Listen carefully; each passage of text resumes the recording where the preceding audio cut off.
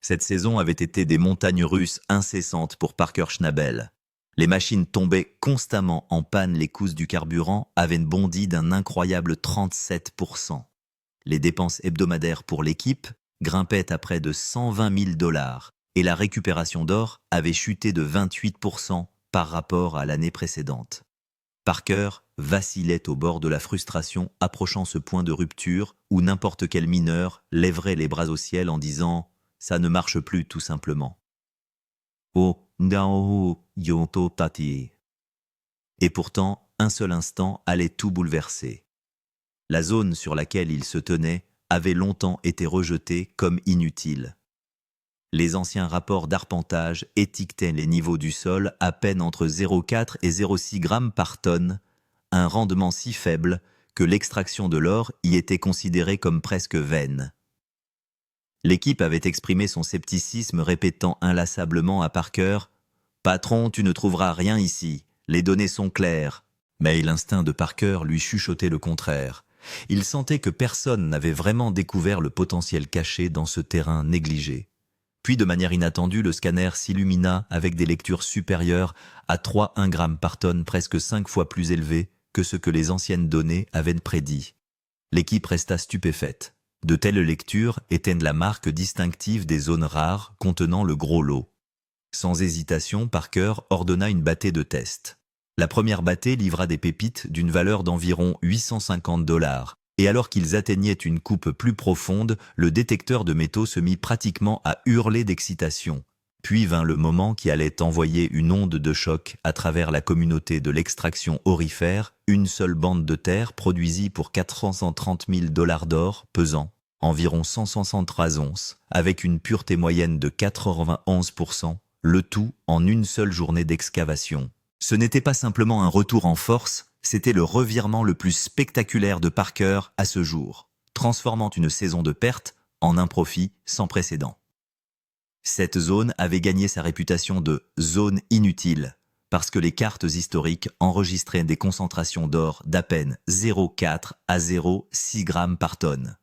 C'était si bas que les mineurs passaient rarement, ne serait-ce qu'une heure à y creuser. Le rapport géologique de l'année dernière avait confirmé la même chose faible, rendement potentiel minime. Certains anciens membres de l'équipe de Parker l'avaient testé légèrement par le passé, ne trouvant que de la terre humide et du sable noir inutile. Pour eux, cette parcelle était une perte totale de temps et d'énergie. Des puits de test avaient été creusés à maintes reprises, ne produisant que des traces infimes d'or, et certains mineurs avaient même retiré l'emplacement de leur carte, le déclarant comme une zone morte. Les difficultés pour y creuser ne faisaient qu'ajouter à sa mauvaise réputation. Un sol inégal combiné à une couche de roche dure en dessous signifiait que les machines risquaient constamment de se coincer, gaspillant à la fois carburant et main-d'œuvre. Lorsque Parker mentionna pour la première fois l'idée de tester ce site, l'équipe put à peine contenir ses rires. Mitch fut le premier à exprimer leurs doutes, disant « Patron, il n'y a que de l'eau ici, pas d'or ». Tyson ajouta « Nous avons déjà essayé cet endroit, rien n'en est jamais sorti ». Collectivement, l'équipe avertit Parker que l'emplacement serait un gouffre total pour les ressources. Pourtant, dans l'industrie minière, comme Parker l'avait appris à maintes reprises, le gros lot se cache souvent là où tout le monde a abandonné. Peut-être que les mineurs précédents n'étaient jamais allés assez profond, ou peut-être que le sol avait simplement changé avec le temps. La curiosité de Parker fut piquée précisément parce que le site avait été abandonné depuis des années. Il raisonnait que si quelque chose y était caché, personne ne l'aurait vu.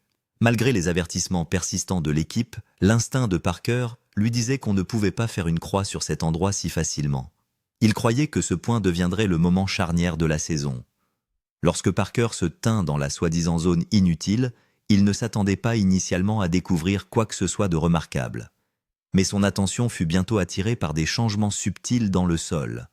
La couche supérieure semblait normale d'un brin banal, mais à mesure qu'il creusait plus profond, sa texture changeait. Il y avait une légère teinte rougeâtre, souvent indicative d'un mouvement d'eau, qui pousse les particules d'or sur le côté, un signe révélateur que Parker avait observé lors de multiples découvertes de gisements majeurs. Un sentiment de déjà-vu l'envahit comme si la Terre elle-même chuchotait son potentiel caché.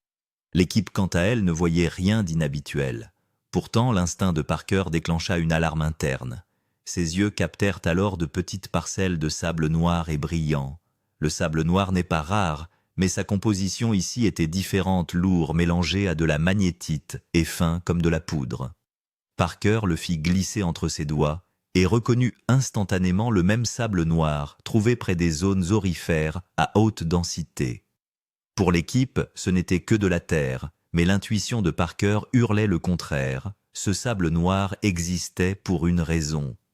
Une étrange confiance s'empara de lui, une confiance que même lui ne pouvait expliquer totalement. Il disait souvent que l'extraction minière n'est pas guidée uniquement par les machines ou les données. L'intuition régit la moitié du travail. À ce moment-là, son instinct fonctionnait à plein régime. Tout en étudiant le sol, Parker annonça à l'équipe « Les gars, je ne sais pas pourquoi, mais quelque chose semble différent ici. » Ces mots portaient un poids qui allait au-delà de la simple observation. Ils reflétaient une compréhension profonde et tacite de la Terre. Il sentait avec une certitude aiguisée par des années d'expérience que cet endroit négligé abritait un secret caché. Cette conviction le poussa à ordonner immédiatement un scan des métaux. Le premier scan commença prudemment. Au début, les lectures étaient infamilières. 0, 5, 0,8, occasionnellement 1 gramme par tonne, les mêmes chiffres qui avaient condamné le site à son étiquette de zone morte. L'équipe expira légèrement rassurée que leur scepticisme de longue date puisse être correct. Puis sans avertissement, un bip aigu perça l'air. Le scanner détecta un pic soudain, 1 gramme par tonne. L'équipe se figea. Un tel pic est extrêmement rare, marquant généralement un véritable jackpot. Tyson s'exclama avec incrédulité « Attends, est-ce que cette machine déraille ?» Parker s'avança immédiatement, vérifiant la lecture lui-même. C'était réel. Le pic était constant, résonnant à travers le métal sous leurs pieds, un signal définitif d'une concentration de métaux lourds sous terre. Emma plaisanta nerveusement « Si c'est vrai, notre fortune est sur le point de changer », bien que même son humour trahît une lueur de peur. Des lectures élevées signifiaient une grande récompense, mais aussi les risques inconnus qui l'accompagnent souvent. Ils recalibrèrent et scannèrent sous un angle différent, confirmant ce que Parker soupçonnait déjà, la zone inutile était sur le point de révéler son trésor longtemps enfoui.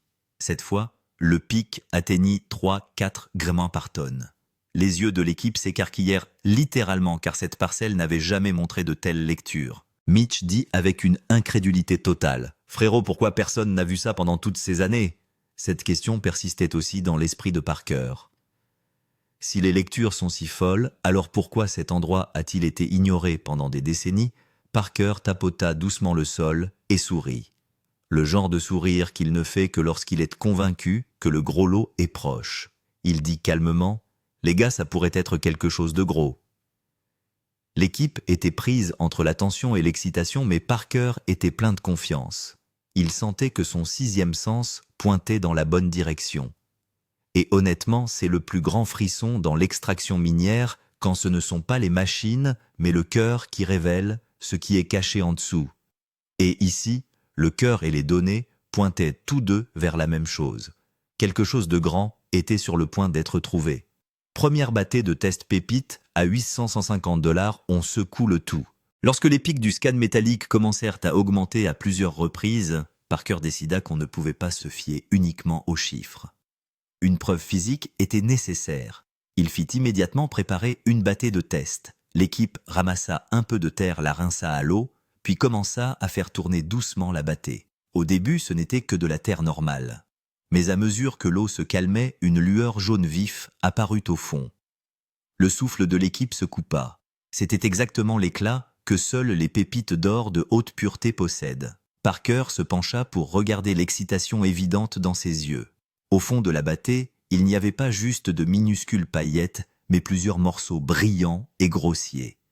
Ce n'était pas de la poussière d'or aléatoire, c'était de véritables pépites avec un poids solide. Parker ramassa un morceau et le frotta entre ses doigts, révélant clairement de l'or avec une pureté de plus de 90%. En entendant cela, l'équipe tomba dans le silence pendant quelques secondes car des pépites aussi pures n'avaient jamais été trouvées dans cette parcelle auparavant. Tyson dit d'une voix tremblante « Pas possible ». Est-il la même zone inutile? Lorsque les pièces furent pesées, cette seule bâtée de test contenait près de 850 dollars d'or. C'était incroyable, car les machines n'avaient même pas encore commencé. Ce n'était qu'un test au niveau de la surface. Parker recula et prit une profonde inspiration. Et pour la première fois, il sentit que son sixième sens était vraiment dans la bonne direction. L'équipe se regarda excitée et craintive. Car si une seule bâtée était si riche, quelle serait la valeur de la couche en dessous? Cette question persistait dans tous les esprits. Ce moment mit fin à tous les doutes. Il était clair que Parker avait atteint une zone que tout le monde avait négligée pendant des années.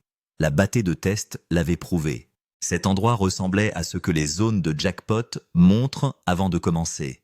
Et la plus grande règle dans l'extraction minière est si la bâtée de test montre une étincelle, ne regarde pas en arrière. Ce moment devint le plus grand tournant de la journée. Risque d'excavation complète. Pari sur le coût du carburant et de l'équipage. L'excitation avait augmenté après la bâtée de test, mais la réalité était qu'une excavation complète ne serait pas facile. Le coût opérationnel hebdomadaire du camp de Parker était d'environ 120 000 dollars. Cela incluait le carburant, la maintenance, les salaires et le fonctionnement des équipements. Les prix du carburant avaient augmenté. Les machines étaient déjà sous tension et l'équipe était fatiguée depuis quelques semaines. Si l'or n'était pas trouvé plus profondément dans cette zone, Parker pourrait faire face à une perte massive. Mais il y avait une confiance distincte dans ses yeux, comme s'il était convaincu au fond de lui que c'était le bon moment pour prendre le risque. Parker décida que juste une ou deux machines ne suffiraient pas. Il ordonna le déploiement simultané de 3 excavatrices et d'une chargeuse. Cette décision était assez audacieuse car plus il y avait de machines en marche, plus le carburant serait consommé à double vitesse. L'équipe rappela à Parker « Patron, si cette parcelle s'avère fausse, nous pourrions être de retour à zéro pour les 2 prochaines semaines. » Mais Parker répondit sans hésitation « Si on ne parie pas, on ne gagne pas. » Parker ne se contenta pas d'augmenter le nombre de machines. Il activa également le plan de l'équipe de nuit afin que le creusement puisse continuer 24 heures sur 24. Travailler la nuit est plus risqué, visibilité réduite, risque de panne plus élevé. Mais Parker savait que le jackpot ne reste jamais en main très longtemps. Perdre du temps n'était pas une option. L'équipe était un peu inquiète, mais la confiance de Parker les motivait en partie. Les machines démarrèrent, lumières allumées, moteurs rugissants, et le suspense grandissait à chaque godet.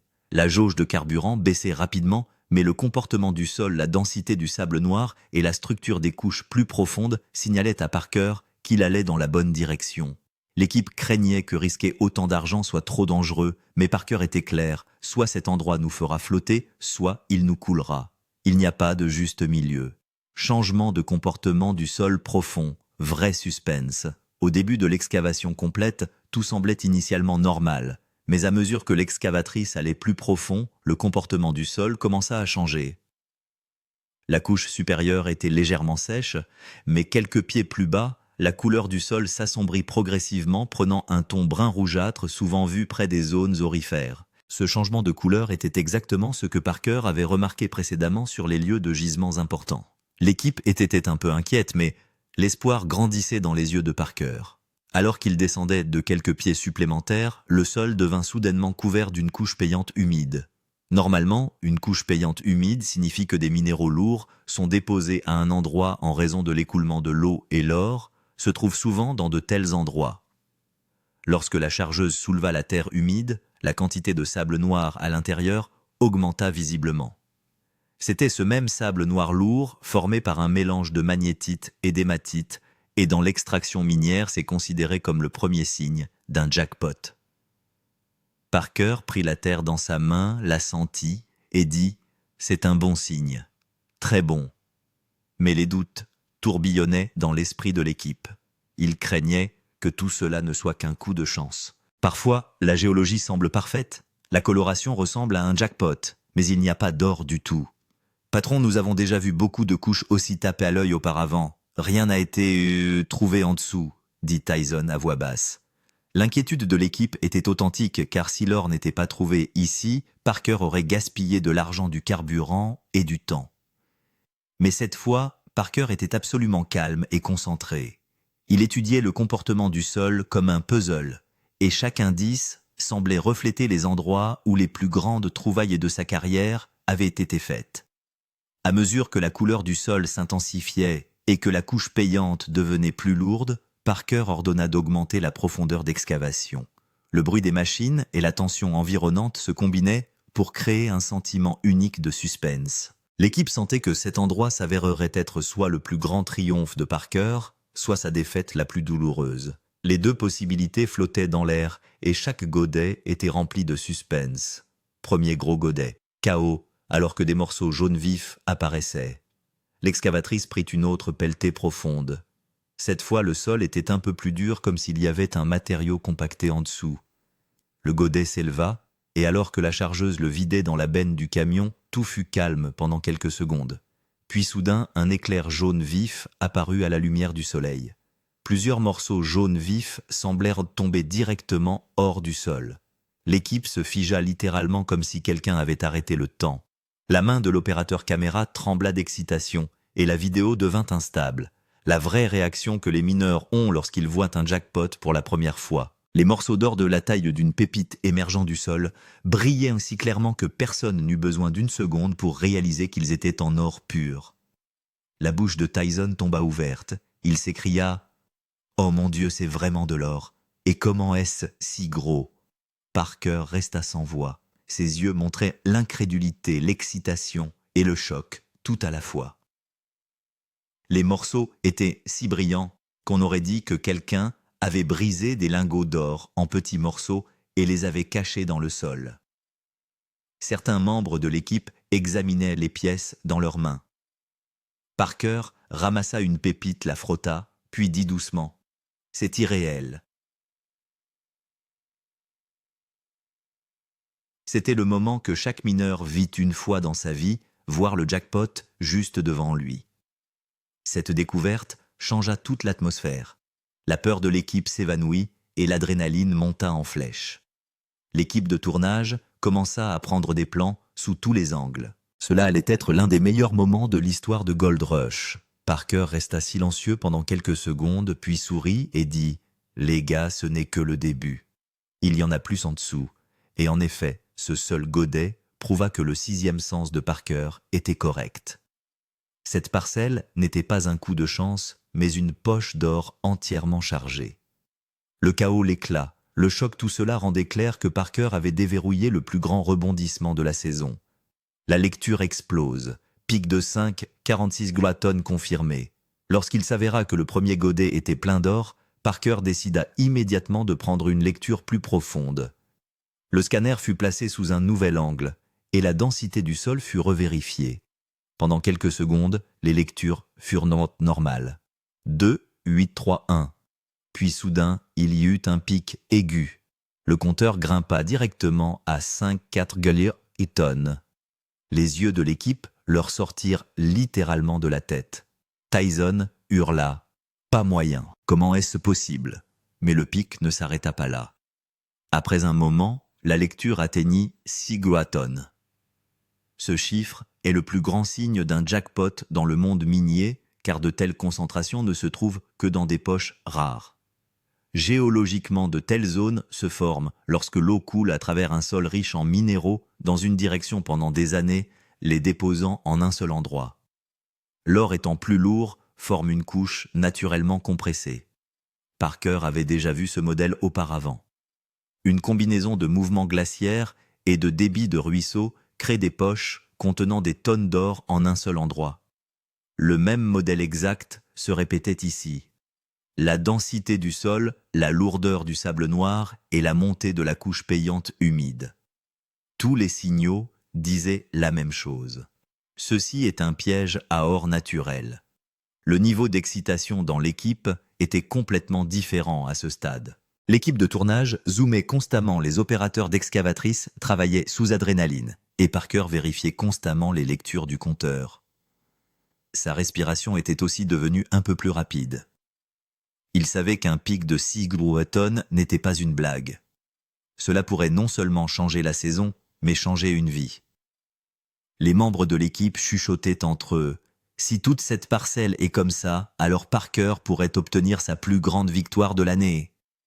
La même chose s'entendait dans chaque phrase. Ce jackpot arrive. Maintenant, la peur avait presque disparu. Les doutes étaient remplacés par le frisson. L'équipe réalisa qu'elle avait atteint un endroit que les anciens mineurs n'avaient même pas imaginé. Parker dit d'une voix calme mais excitée, « Les gars, nous venons d'ouvrir une poche et cette poche pourrait être énorme. » Et cette phrase convainquit l'équipe, ce n'était pas juste de l'or, c'était une découverte monumentale. Une parcelle massive s'ouvre, de l'or dans chaque godet. Lorsque les lectures atteignirent leur maximum, Parker donna l'ordre de commencer l'excavation à pleine profondeur. Alors que l'excavatrice extrayait les quelques godets suivants, la scène changea complètement. Chaque godet livrait littéralement de l'or. Des paillettes, des pépites, de la poussière fine, et parfois même une poignée de morceaux. Il semblait que le sol lui-même disait « Prends-le, c'est tout à toi ». La couche payante humide était maintenant pleinement active. Plus ils allaient de profond, plus le sol devenait lourd et riche en minéraux. Lorsque la chargeuse soulevait la terre, des étincelles jaunes vifs brillaient souvent au soleil. L'équipe ne pouvait pas gérer l'excitation. À un moment donné, la rampe de lavage Sluice Box se remplit tellement qu'elle dut être arrêtée pour un nettoyage, car les tapis d'or étaient surchargés. C'est extrêmement rare, et cela n'arrive que lorsque le flux d'or dans le sol est inhabituellement élevé. Des traînées humides émergeant de la nappe phréatique montraient clairement que l'or s'était collecté et avait formé des poches compactées. Parker regarda un autre godet se vider et une demi-douzaine de pépites tombèrent directement dedans. L'expression sur son visage valait tout l'or du monde. Choc, incrédulité et bonheur, tout cela réuni. Il chuchota, ça pourrait être la plus grande parcelle de ma carrière. L'ambiance au sein de l'équipe avait complètement changé. Tout le monde comprenait que cette parcelle n'apporterait pas seulement des profits, elle changerait la direction de toute la saison de Parker. Les excavatrices tournaient en continu, les chargeuses étaient surmenées, et chaque tapis dans la rampe de lavage était littéralement couvert d'or. Il semblait que chaque centimètre du sol racontait une histoire. « Vous nous avez ignorés, mais maintenant voyez notre vraie force. » Oh! Parker n'était pas seulement excité, il devenait aussi émotif. En voyant la quantité d'or, il réalisa que cette découverte pourrait sauver toute son année minière. Ce n'était pas juste un jackpot, c'était un jackpot qui change la vie. L'équipe savait aussi que de tels moments arrivent une fois par an, et chaque godet de cette parcelle redonnait à Parker non seulement de l'or, mais toute sa confiance perdue. Le moment de paye à 430 000 $. Révélation des données exactes. Enfin, le moment que chaque mineur attend le véritable compte rendu de tout le travail acharné à la table de nettoyage. L'équipe nettoyait les tapis en lavant tout l'or, et alors que les plateaux de concentré apparaissaient, l'incrédulité se répandit sur les visages de tous à la vue du métal jaune empilé. L'or était en telle quantité que même avant le début de la pesée, tout le monde savait que ce n'allait pas être un nettoyage typique. La pesée commença. Le premier plateau montra 42 onces, le deuxième plateau 38 onces, le troisième 51 onces et le quatrième plateau 42 onces. Le poids total de l'or s'élevait à 173 onces. L'équipe était littéralement choquée. Parker sortit une calculatrice et vérifia la valeur finale avec les données de contrôle de pureté. La pureté fut confirmée à environ 91%, ce qui signifie de l'or alluvionnaire de haute qualité. Selon les taux du marché, la valeur totale allait dépasser 430 000 $. En entendant ce chiffre, il y eut un silence absolu dans le camp pendant un moment. Personne ne pouvait croire qu'une si grande quantité d'or pouvait être extraite d'une seule parcelle. Tyson dit avec émotion « Patron, c'est irréel ». Les yeux d'Emma montraient de la joie et du choc.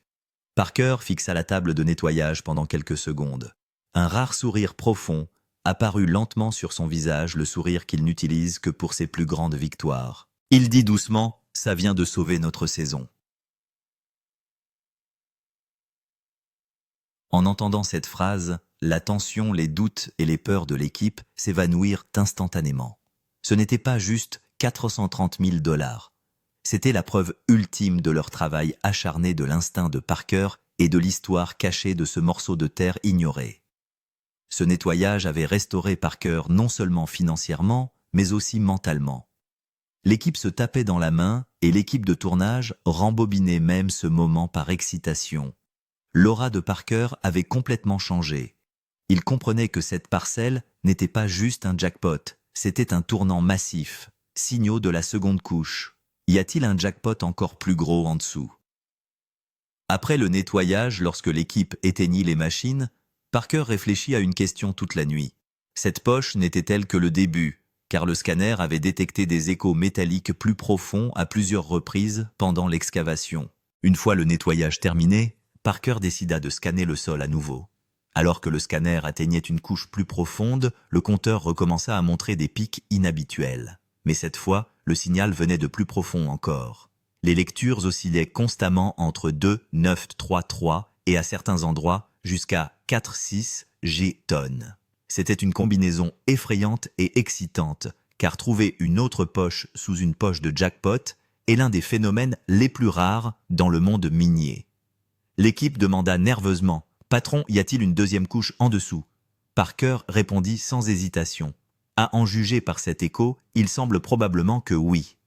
Cette couche plus profonde était complètement inexplorée. Aucun mineur précédent n'avait creusé là et elle n'était mentionnée sur aucune carte historique. Le sol indiquait clairement un type différent de zone minérale compressée en dessous. Si cette seconde poche était effectivement trouvée, cela pourrait être un jackpot encore plus gros que 430 000 $. Tyson rit légèrement. Imaginez si la seconde poche est encore plus grosse, on va battre le record de toute la saison. L'excitation et la peur étaient simultanément visibles sur les visages de l'équipe car les zones plus profondes sont toujours imprévisibles. Mais ce suspense est ce qui rend l'extraction minière intéressante. Parker, prenant le scanner dans sa main, dit la dernière phrase. « Les gars, s'il y avait 173 onces au-dessus, qu'est-ce qui est caché en dessous ?» Alors que tout le camp se taisait dans l'obscurité de la nuit, Parker se tint au milieu de l'immense site de fouilles regardant le sol une dernière fois. D'en haut, il semblait que l'endroit était sur le point de raconter sa véritable histoire. Il y avait une ambiance étrange et lourde dans l'air, comme si le sol en dessous cachait encore quelque chose. L'équipe était satisfaite du nettoyage, mais les yeux de Parker avaient une lueur différente. Le jackpot de 430 000 $ n'était que l'histoire de surface. La vraie question persistait encore. Combien d'autres couches se trouvaient en dessous? Parker tapota légèrement le sol et dit d'une voix grave. Si ce n'était que la première poche, qu'est-ce qui se trouve en dessous? L'équipe garda le silence un instant. Les échos métalliques cachés profondément dans le sol résonnaient encore, et c'était un signe puissant que l'histoire n'était pas finie. Parker savait que le plus grand frisson dans l'extraction minière était ce qui restait invisible. Et ici, les couches invisibles pourraient s'avérer être à la fois les plus dangereuses et les plus gratifiantes. L'équipe de tournage captura la phrase de Parker et fit un zoom arrière. Le site de fouilles entier ressemblait à une ombre géante. Deux questions traversaient clairement l'esprit du spectateur. Est-ce que seulement le début? Et si une seconde poche est trouvée en dessous, combien vaudra-t-elle? Ce suspense est ce qui rend cette conclusion si puissante. Alors que Parker partait, il dit simplement « Une coupe plus profonde commence demain, et ce qu'on trouvera pourrait tout changer. » Maintenant, un dernier message pour le public. Les amis, si vous regardez cette vidéo sans vous abonner, croyez-moi, vous allez manquer le plus grand rebondissement. Ce qui sera révélé dans le prochain épisode pourrait renverser toute l'histoire. Abonnez-vous, sinon le prochain choc aurifère n'atteindra pas votre écran.